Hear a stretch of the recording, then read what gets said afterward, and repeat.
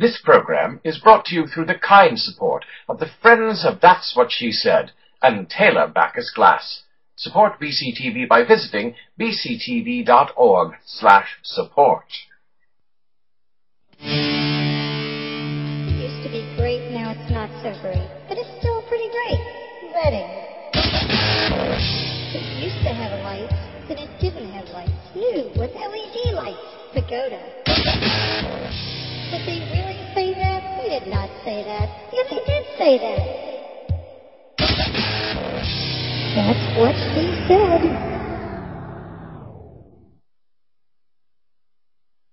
Welcome back to another episode of That's What She Said. Did you miss us? We missed you.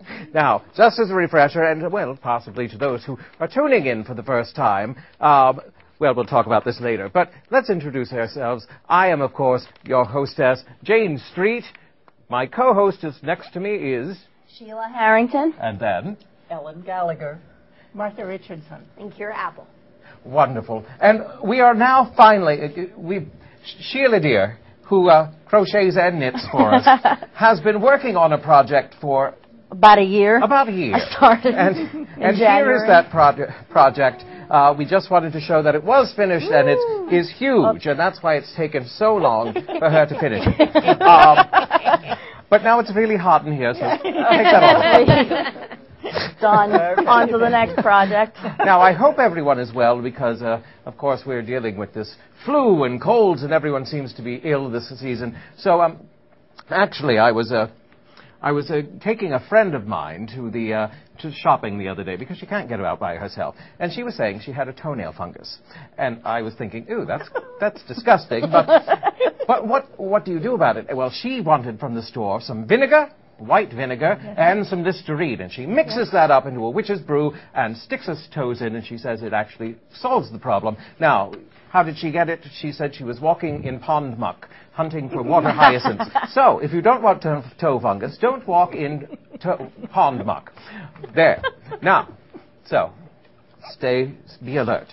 Be mindful. Now, does anybody else have any sort of home remedies they'd like to share in this season of sickness? I have another one for the foot fungus. Vicks. Yes. Vicks takes care of everything. Oh, my goodness. Actually prescribed by a doctor. Just put Vicks on it. But for the toenail fungus? For the toenail fungus. Oh, my goodness. Yes. And if you have a cold, put Vicks on the bottom of your feet. Yes. Oh, that one I've done. Yes. Yes. But Jamie should try that. By the way, throughout the show you may hear hacking, coughing. It's our producer, Jamie, sitting over there. Just ignore it. We do. All right, continue on. One. I have a friend who's a gastroenterologist in New York City, and very, very good practice. He is Sicilian by heritage. And he's what? His parents are from Sicily. No. And when he gets a migraine, he cuts up a raw potato, puts the slices on his forehead, and ties a kerchief around. Oh, my goodness. Yes. Like across the forehead? Across around the forehead. Cold raw potatoes. Yellow or fingerlings? Or just home fries, actually. Just plain old, I don't know, Italian tomato. Any old potato will do. I have one, too. As a child, I was very prone to ear infections all the time. On antibiotics all the time, the ear tubes, the works. The doctor said, you have water in your ears. Try the hair dryer. Good old hair dryer on the lowest setting, and it works. For how long? Just until a few seconds. I mean, not long. You're not going to. Did you have to hop on one side? When you come out of a pool? I confess, I did several times. But the hair dryer helps too. Yeah. Okay. Oh my goodness. Okay. Kira. Well, I have chronic hiccups. You too? So, oh my gosh, me too. Now I get them, and it's from coughing like a normal person, so I get them a lot. Or I have to cough funny to not get them. So throughout my life, I've had many, many, many different things I've had to try. But the most recent one that seems to be the most frequently effective, because it seems like you use them once and they don't work again, because it's up here. Actually, my boyfriend Dallas came up with where you put a tissue over top of a cup of water, and then you drink out of it without breaking the tissue.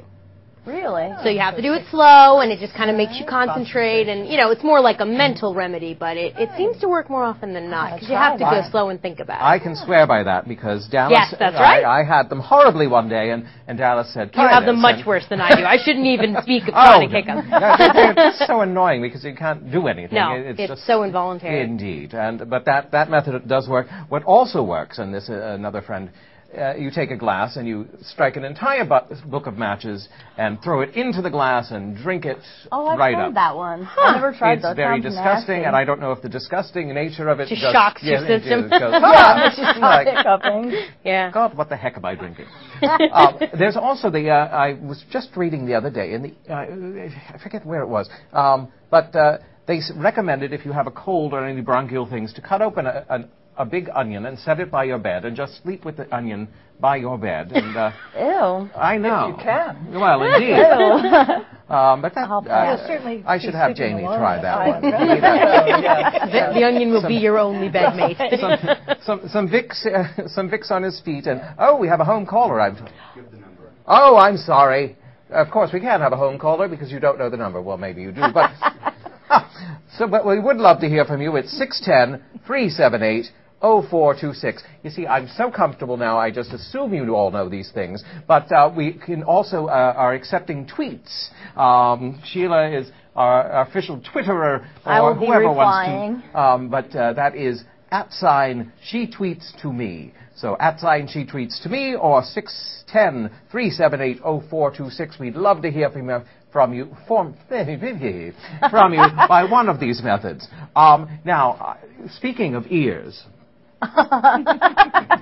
and home remedies, we were speaking of them. We were. Ears.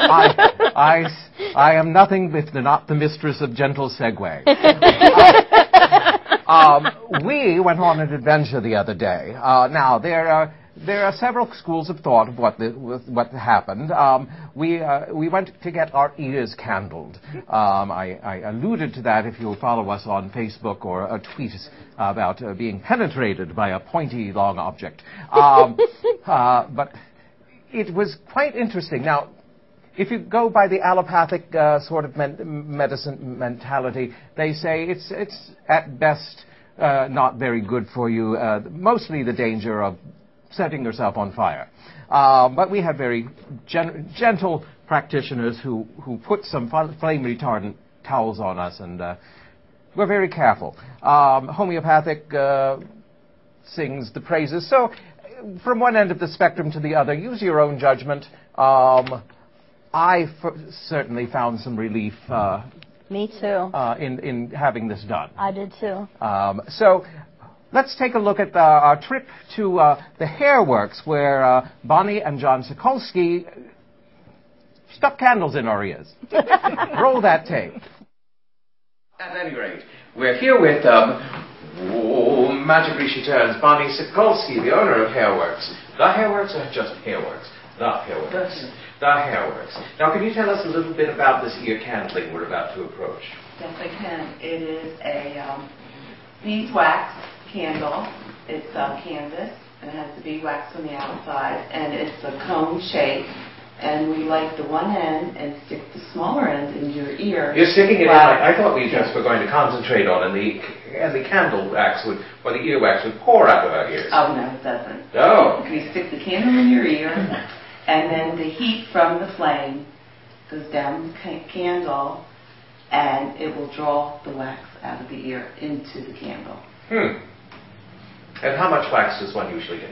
I'm a very clean woman, so I imagine that it's a very little bit. You could get more than anybody else. You just don't know. Well, we'll just have to wait and see. Thank you, Bonnie, and we'll be back right in a moment with flaming candles sticking out of our ears.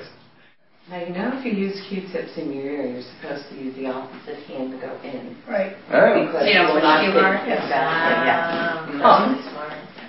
Well, there's a Q-tip tip for you. Yes.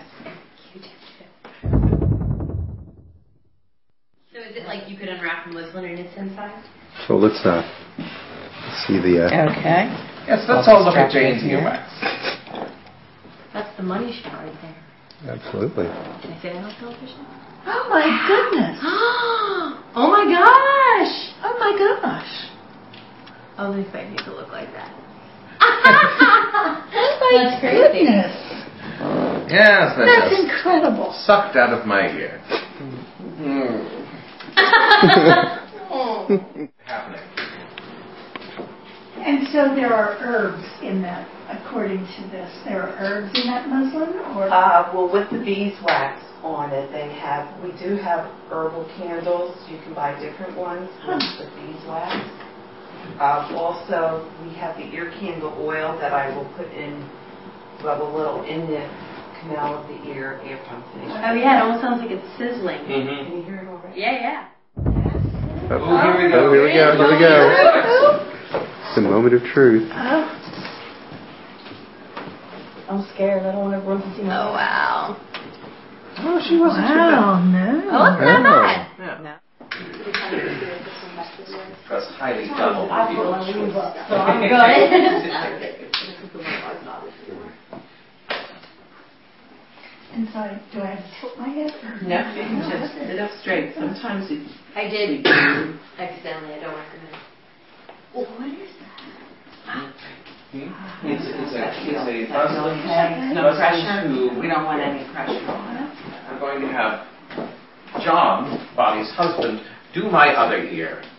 We'll see. Then I will compare them.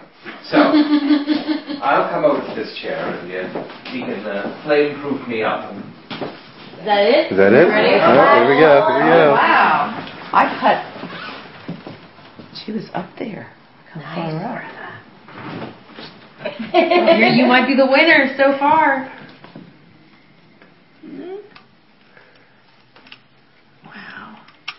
Wow. See, here you go. They tag team one ear and then they will double team one head. I realized when I was lying on this side, I couldn't hear. We're experimenting with you first. My There you head go. is so If you don't go up in flames, So wait. then we're on Now, this is the ear that you had done a month ago, right? Yes. Well, Oh, my goodness. Is it like you can hear like dull thuds and bass? And Sounds still. oh, Wow. Holy cow, that's a month's worth. Yes. Oh. You must have had a little blockage in there. Yeah. That's gonna be funny. More wax in your That tickles. You okay with that? Yeah. Doesn't hurt? No. You're fine, Sheila. I just didn't know he was coming. I'm like, oh, there he is. It'd be funny to have that in surround sound. Oh. Yeah. You look like the pig you got it. Yeah. As comfortable as one can get. She wants two done at the same time, or Sure. is this No. annoying? No. Okay. Do you have a good? Does it feel like there's a good seal on both? I can hear it. Sounds funny. Oh, here we go. Here we go. Wax time. Dozy. Where's the wax measurement tray? Here it comes.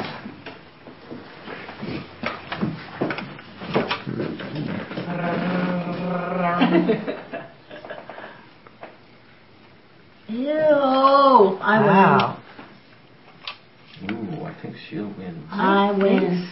That's one side. That's the sleeping side. Huh. Oh, wow. No offense, Sheila. I know. I didn't know my ears were so disgusting. we did. Oh, wow. That wasn't too bad. Maybe took it lower. So there should be more. Yep, here we go. Oh, gather round. Gather round. I'll show you. Yes. Wax plate. The tin of wax. Let's see. Now,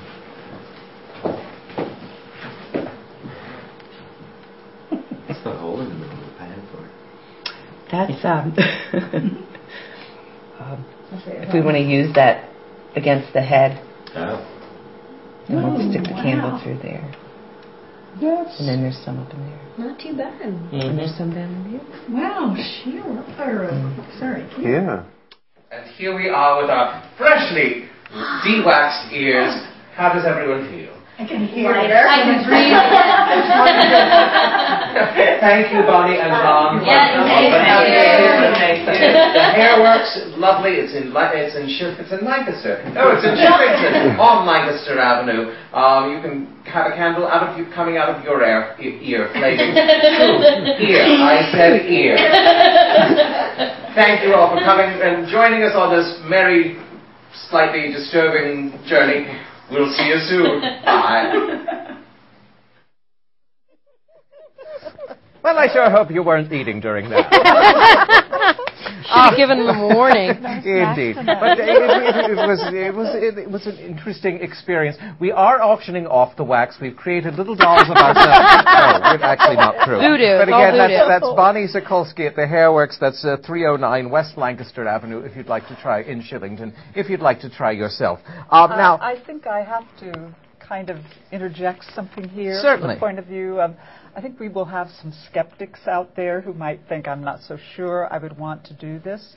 And I can kind of understand their feeling. After all, earwax has a purpose. It's there because our body generates it to lubricate our ears and to catch germs and that sort of thing. And so it's not all just bad stuff. Oh, indeed. No, I'm much more of that mindset with most things. I'm much more of the skeptic, and I agree.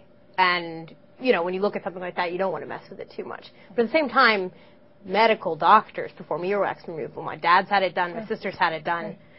They've had it done in an incredibly painful way. I've watched. I've been in the room with them. And if this works, and I don't know if it does, but if it does, I'd much rather have it done that way than the way that I've watched it be done and in a group of professionally. Who are having a good time together. Right. It was at the very worst, we had an enjoyable experience. We did. The other thing that I've kind of gathered from some research, not that I've done, but I've read some of the results, is that a lot of what you see there that came out of that is candle residue itself.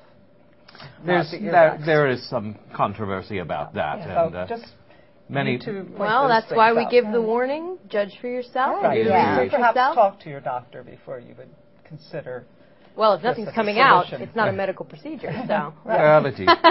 And again, it's the difference between an allopathic bent or a homeopathic bent, and sometimes the allopathic tends to like to keep diseases in us to create that market for healing diseases. Oh yeah, Colin,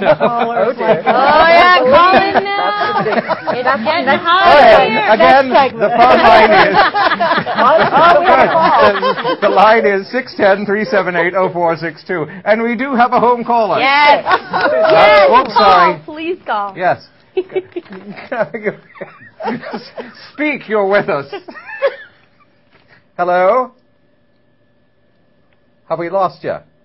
No, I'm still here. Okay, we'd love to hear from you. Who are you? What do you want? I was just curious if you were trying to compete with the Comedy Channel or with Sci-Fi. We'll compete with anybody we can. We're an all-opportunity operation over here. There you go. No, we just... Go ahead. All right, fine. Again, that is, and I misspoke on the number. It is 610-378-0426, not 6226. Now, I have a special present for all the ladies. As we know... A wax figure? Indeed. No. As we know, I am a fan of the sippy cup, not just for kids anymore. So, over the holidays... You went to Bonton. I did. I made everyone their own. That's what she said. Sippy cup. So. Oh, look at that. Thank you. Thank you. So fancy. Mine got. Very cool. I got it. I made a mistake and only got 4 of those in one of these, so mine's like. Kiss each one of these? I did. I puckered up my lips and. I'm gonna put that. There's a little DNA on every cup. Well, I'll bring the beverage for them next time. I think yes. It's good. Sheila, yours is dancing. It yeah. Is. Oh. I saw it. I danced. My goodness. We know what she's put in that cup. Now shake her. Now, speaking of things stuck in holes, well, like earwax, there was an article in the news the other day about some whales, and they were up in Quebec, I believe, stuck under the ice because they only had it was a pod of whales. I think we should do an episode on things that are, what the names of things are, like a clouder of cats and a pod of whales. And a murder of a gaggle. Oh, that's my favorite, murder. A gaggle. Yes. I like that word. But anyway, there were these whales stuck under the ice, and we all were rooting for the whales, as one does. And suddenly the ice broke, and they were all safe. But there have been a lot recently of animal stories in the news. May I just go back to that for a second? Yes. Because I think we can both identify this. It was the grandmother whale that led the whole pod out to safety, they believe. Oh, my goodness. So the ice did break, but they needed someone to lead them out to the open sea. So obviously, and the grandmother was the one whales who was are one of the cultures, like the Japanese, who honor their elders. There you go. We need to move. We all need to be honoring our elders and following the grandmother whales. That's why we're here in the books, right? Being honored. Any other animal? I think my favorite's the IKEA monkey. Oh, yes. Absolutely. Aww. That he was a huge internet meme, but basically a lady had him illegally and dressed him up in a fancy designer jacket, and he got loose in an IKEA. And people took pictures of him, and he was just walking around, just, shopping for a bunk bed or something. I don't know, but he was having a good old time. He was probably my favorite animal stories.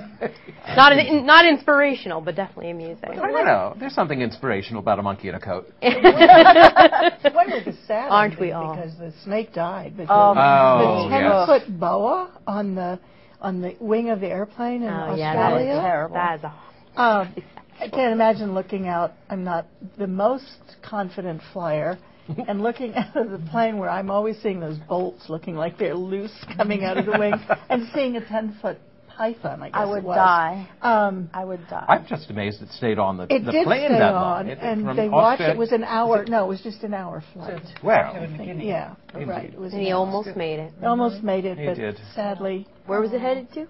Papua New Guinea. Yes. Instead of Mammal. Papua New Guinea. Yes. This story that I thought was kind of cute because I saw pictures to go with it.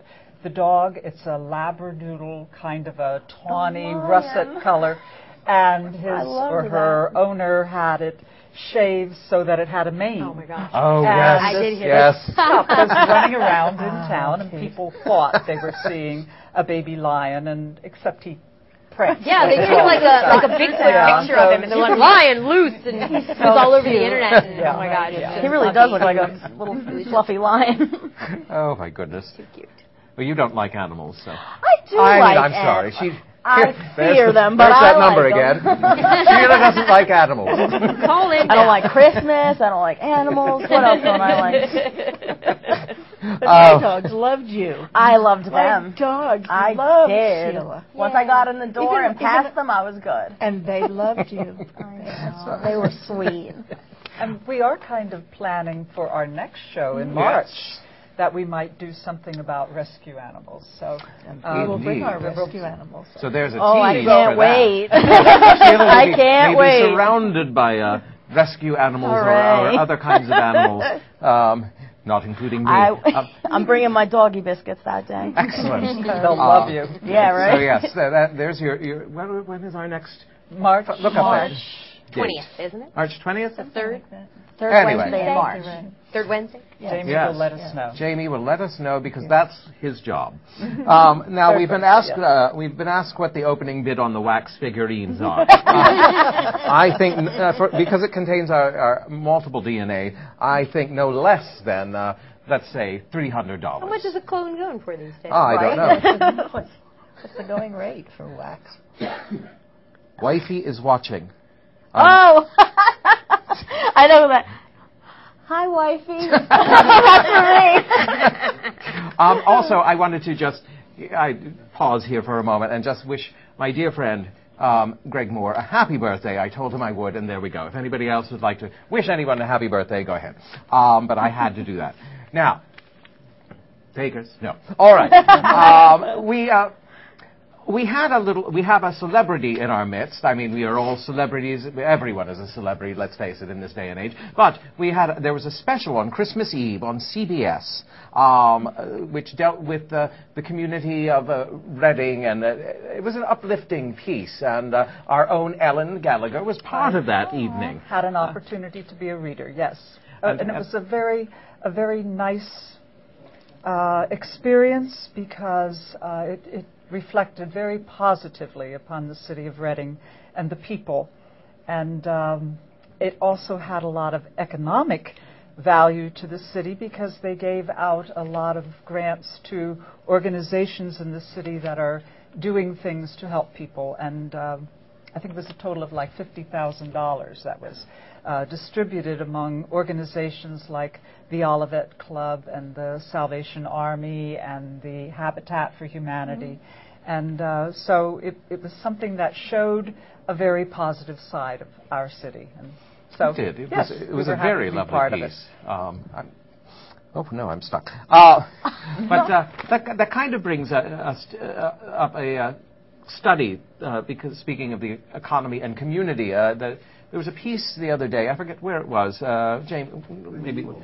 Oh, it was in the Eagle. Yes, about the grocery situation, grocery store situation in Reading, and it's a 3-part series, I think. Yes, how it's difficult within the city to sometimes go shopping for a nutritious selection of food. There are no supermarkets in Center City.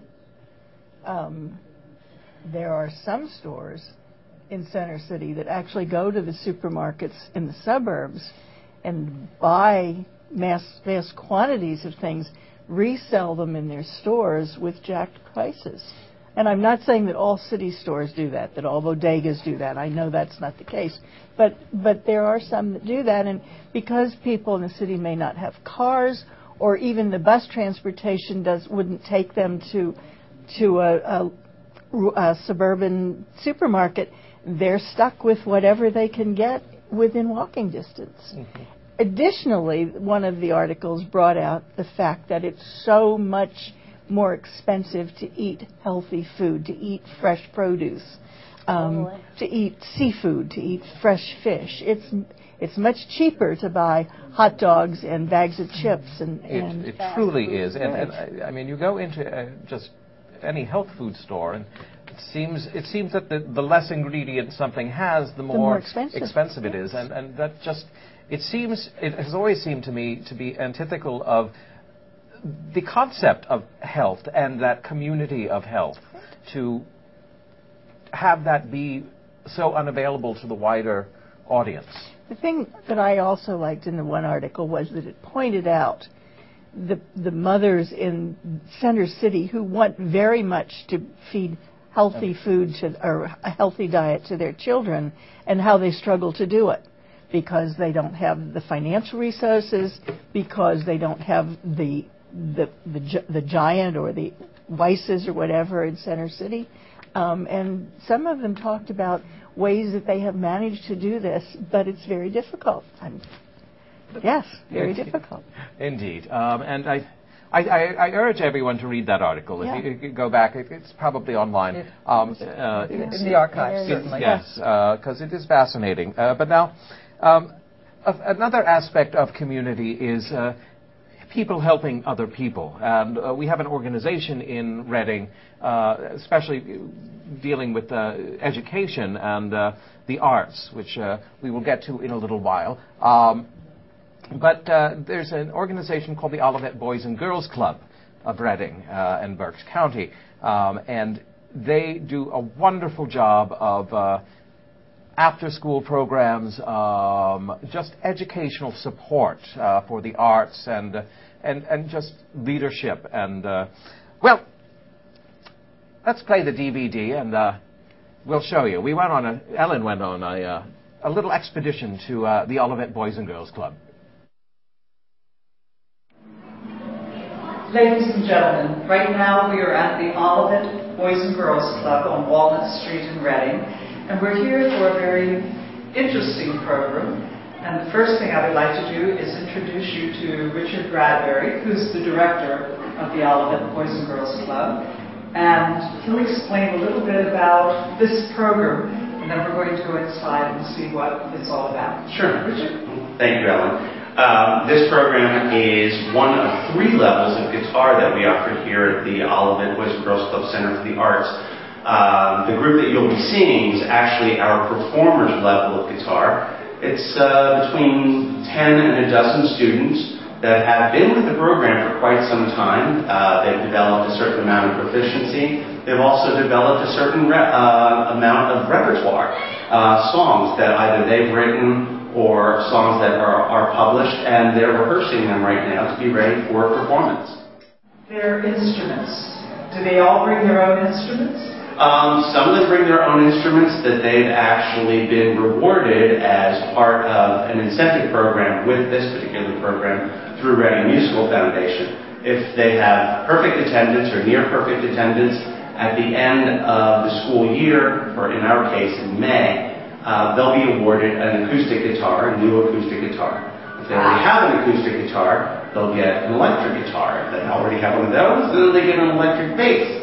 So each year, it's a great incentive. We're very impressed with what's going on here tonight, and this goes on a regular basis. Every Wednesday night throughout the school year, yes. Okay. So we have 3 groups here. We have a beginner, intermediate, and advanced groups. These guys are getting ready for performances throughout the city and county. Okay. February is a big month. February, we do a Gallagher Works thing in March for Jazz Fest, and then we're also going to do Reading Phillies, like one of the first opening days. We do Reading Phillies pregame. And what do they do in the Reading Phillies? They play before the game, and then they get to go eat and watch the game. How long have you been involved in it? Long time. Long time. Okay. Yeah, I've been with the doc and the program since I was about 6. Wow, that is a long time. Okay. And I'm 15 now. And what steps did you go through to get to this point? Well, at first I was doing like songs like Twinkle Twinkle Little Star. Yeah, we all have to start with this. Yeah. But it's more like focused and me wanting to do this and sticking with it. Okay. And do you spend a lot of time practicing? Yes, a lot of time. That's great to hear. And how much time do you spend here at the center? Every Wednesday. At the center, like in general, I'm here most of the week besides Fridays and Tuesdays. So I'm here a lot of the time. Second home. Yeah. This place is my second home, and all the pieces is like my family, and members are like my family too. So like wonderful. I love this place. This is the Olivet Boys and Girls Club of Reading and Berks County, and they provide some very important music programs and other non-traditional school-type programs for children so that they have exposure to the arts. We want to thank Richard Bradbury, who's the director here, and Josh Taylor, who is the music teacher of guitars and percussion. He kind of oversees the music part of it. They were very kind to have us come in as their guests, and I think you've all enjoyed the children and appreciate their talents and their enthusiasm for music.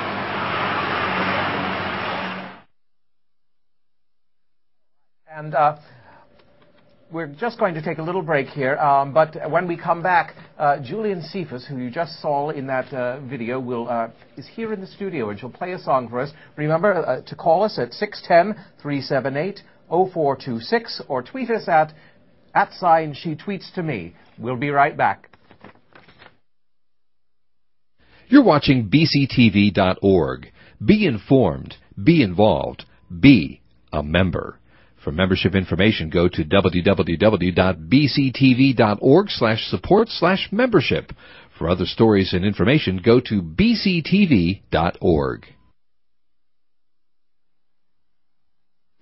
Hi, I'm Christy Cole, and I'm a teacher here at the Wilson School District. I also love to swim and be active.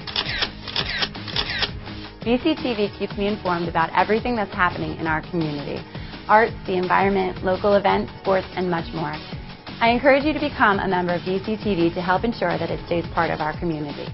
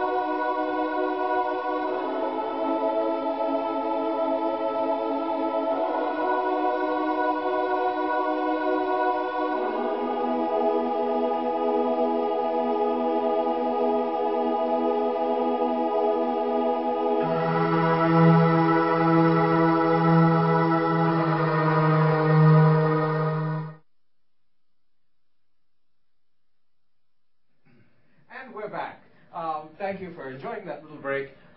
Please support BCTV because the community really needs it. And now, as promised, we have Julian Cephus who will perform a song for us. What are you performing? An original song called You Can Change the World. Oh, wonderful. She wrote this and now she will play it for you. Please enjoy. Thank you, Julian.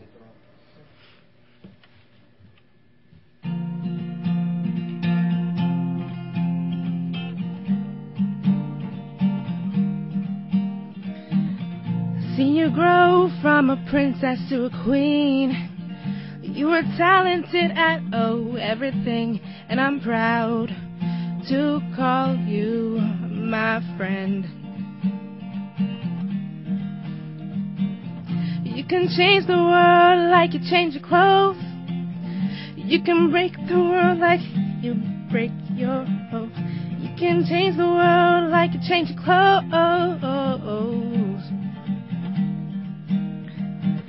You can change the world like you change your clothes. You can paint the world so people can see the colors, and I'm proud to call you my friend. The friends you have love you so because you're bright and beautiful. Sorry if I ever doubted you. But I need to tell you,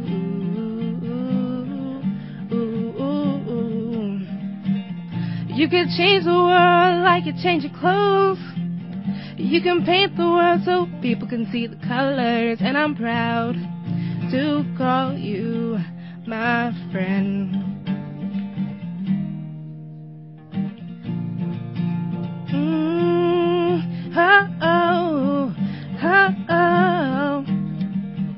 You can change the world like you change your clothes. You can paint the world so people can see the colors, and I'll be there with you when you turn the world upside down. I'll be there when you turn the world upside down.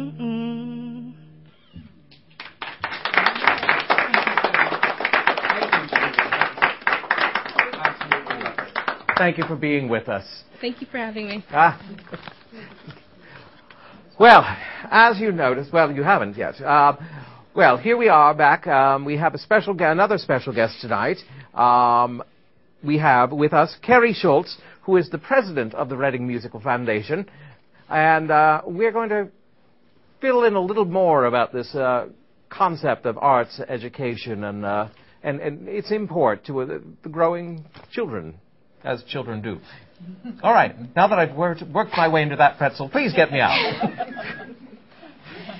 So I think the best way to start is just to say that Berks County has a wonderful tradition of not only having performances in art available to everybody in the community, but we've also embraced our role as teachers, and we have a great network of educators across Berks County.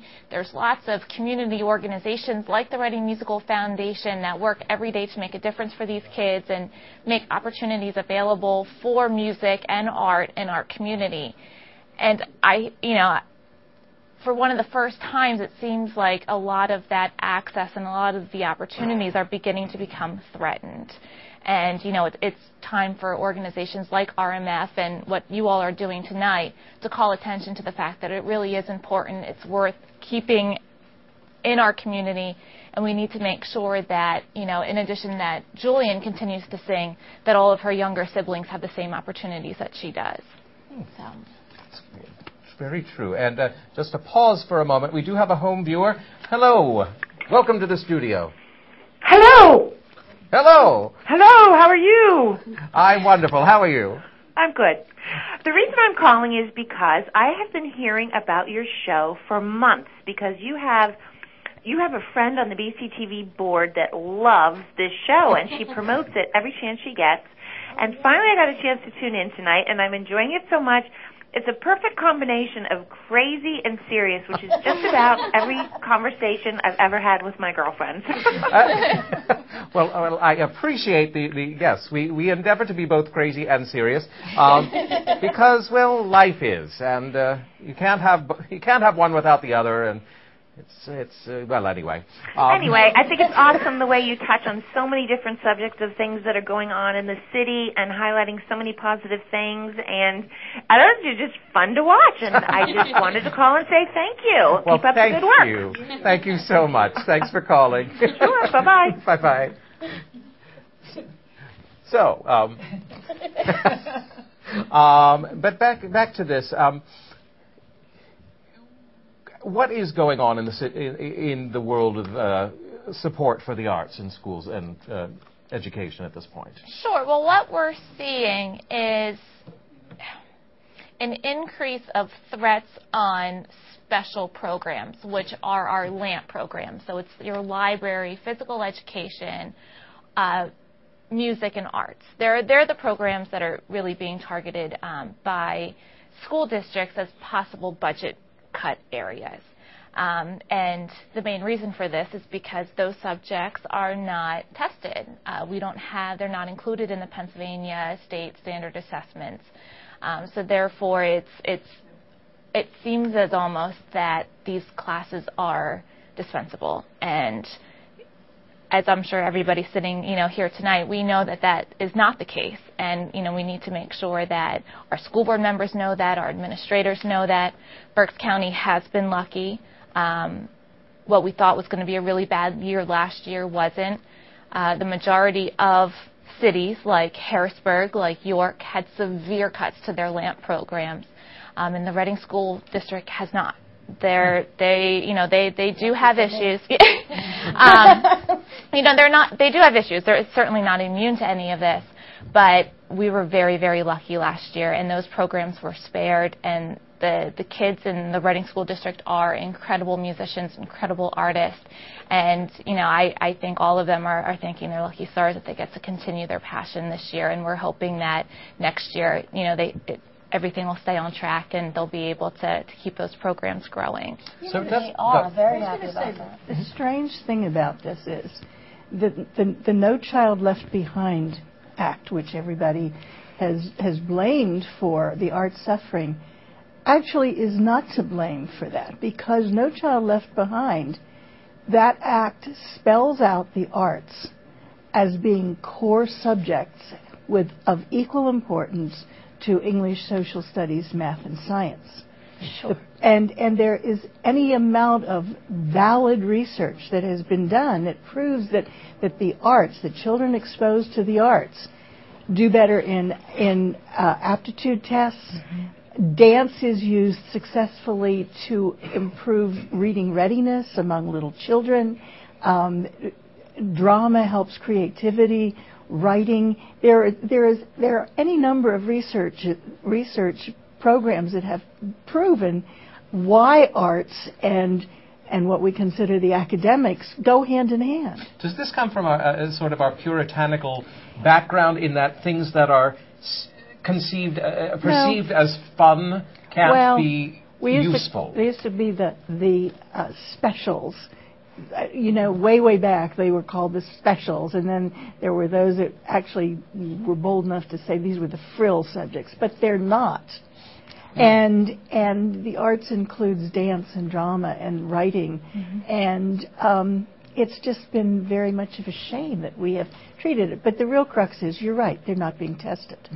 And that's where schools are scared. But it's next to impossible. Yeah, too. and how do you convince the mainstream that something that you can't measure quantitatively well, I think is beneficial? Because I think even with the things that you've mentioned, still has seemed not to really sink into a lot of people how important these can be to certain kids. Maybe not even all kids. I would hope all kids, but certain kids are only going to respond to students speak for themselves. I mean, as someone who works with students in the Reading School District in the arts programs, I mean, I can tell you right now, I mean, if that were to be cut, they'd be devastated. They love what they do. It keeps some kids and in keeps school. them out of trouble, keeps them busy. And Reading in particular, if you look at the last 10 years, if you look at the top 10 students who graduated from Reading High School, 90% of them participated in music and art. And that's and it's not a coincidence. It's year after year. The top of the class are music and art students. And I don't care what comes first, whether music and art make you smarter and that's why they're at the top of the class, or smarter kids just gravitate to the,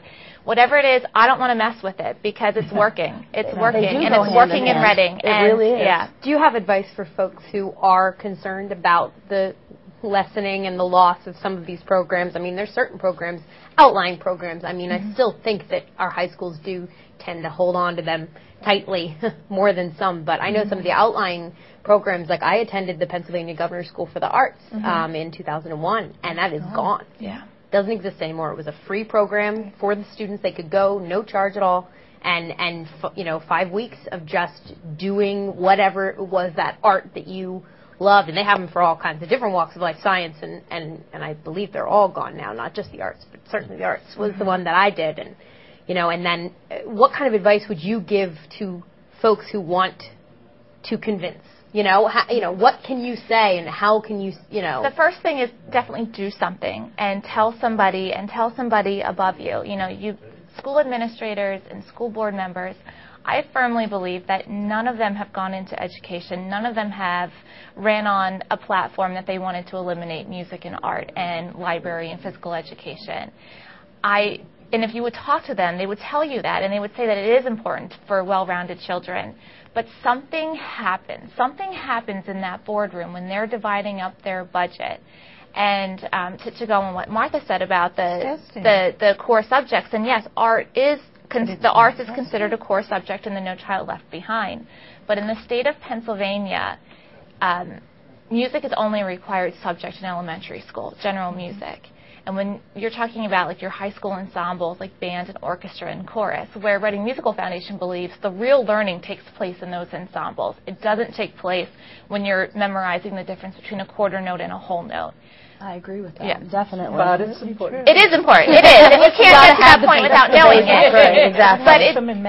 But it's at the discretion of the school board, and it's up against the guidance department budget and the technology budget and the facilities budget. So I think athletics plays a huge part in that too. And if there's any spare money to go anywhere, and it can. It's not going to the arts. But we need to do our job when we talk to administrators and school board members to convince them that when they're dividing up that pie, that they need to leave a slice for music and arts and the other programs that mean so much for these kids. I know this is going to sort of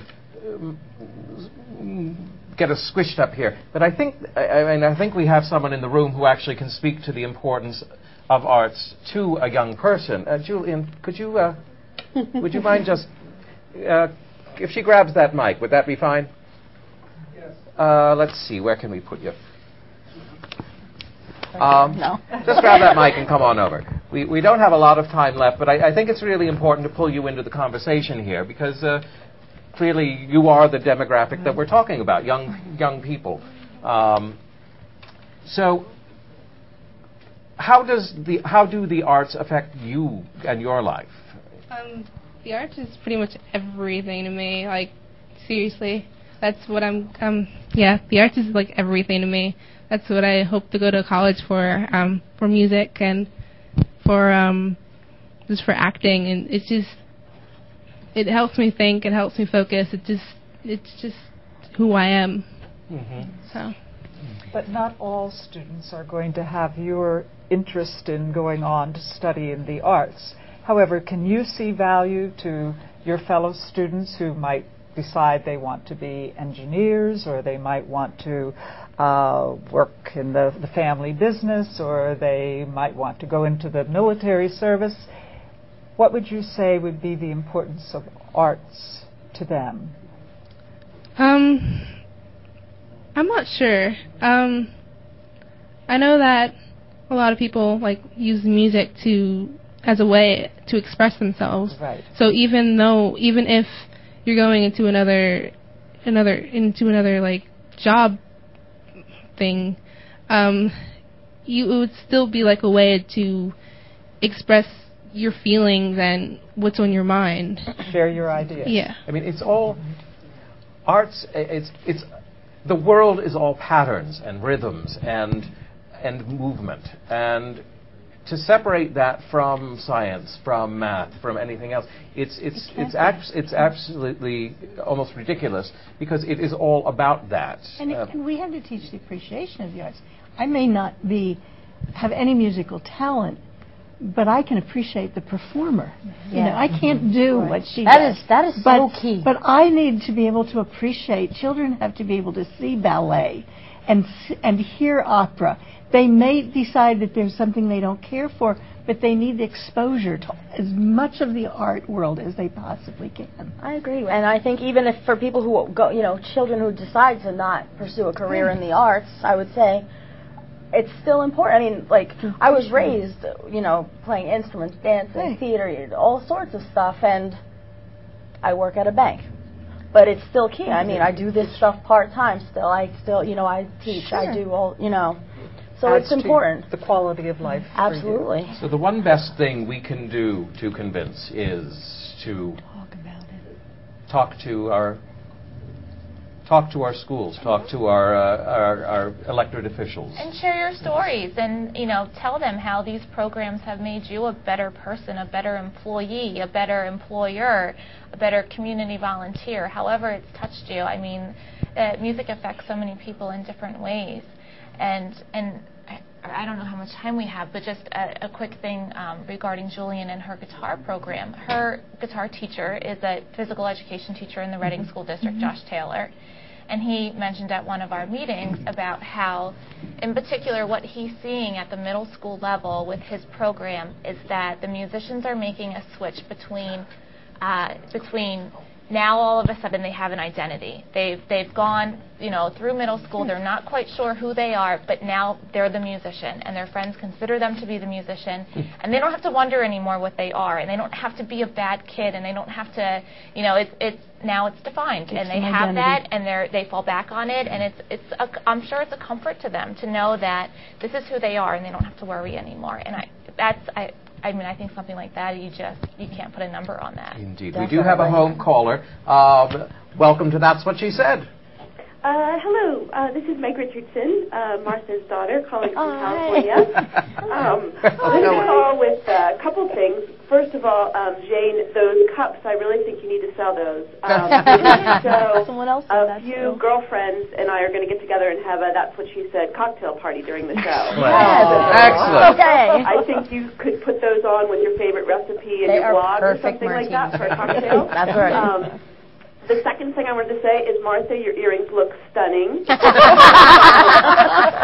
the third thing I wanted to say really around the show has really been fantastic, is when I did my master's degree as a Master of Arts. My undergrad is a Bachelor of Science. And when I was finishing up my master's, the Dean of Students out here at John F. Kennedy University said, the arts, or the math, the science, really teach children and young adults and adults how to be professionals.